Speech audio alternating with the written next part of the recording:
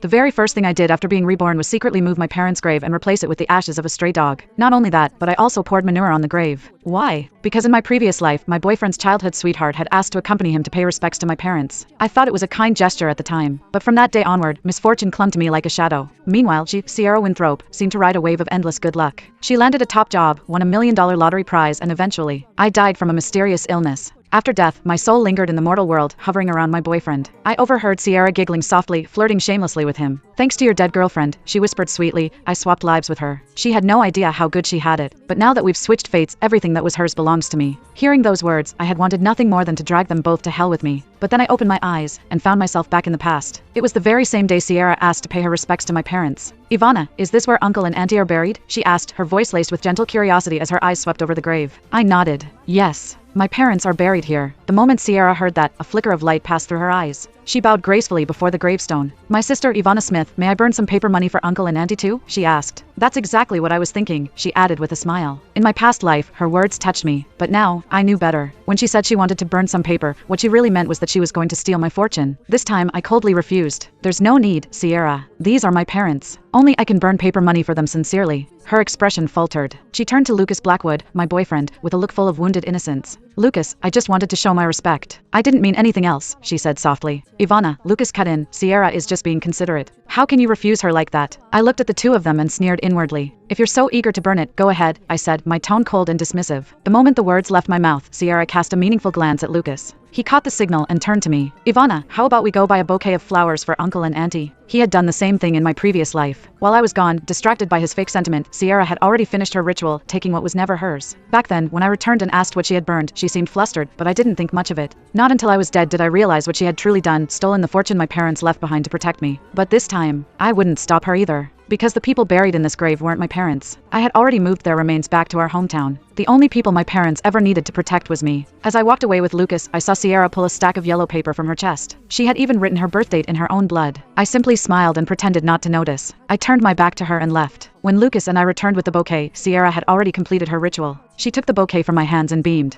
Ivana, I've already asked Uncle and Auntie to bless you. I gave her a faint smile, saying nothing. But as I looked into her eyes, gleaming with self-satisfaction, I couldn't help but let a knowing smile play on my lips. After parting ways with Lucas and Sierra, I headed straight to the hospital for a full medical checkup. The doctor told me I was perfectly healthy. Finally, I let out a sigh of relief. In my previous life, I had died from an unexplainable illness. But in this life, that fate would not repeat itself. When I returned home, I received a phone call. It was from the company I had always dreamed of joining, a top-secret organization at the highest level. They informed me I had passed the interview and was to report immediately. I stood frozen, shocked. In my past life, I never received this call. It was Sierra who had received an acceptance call from a major company on her way back from my parents' grave.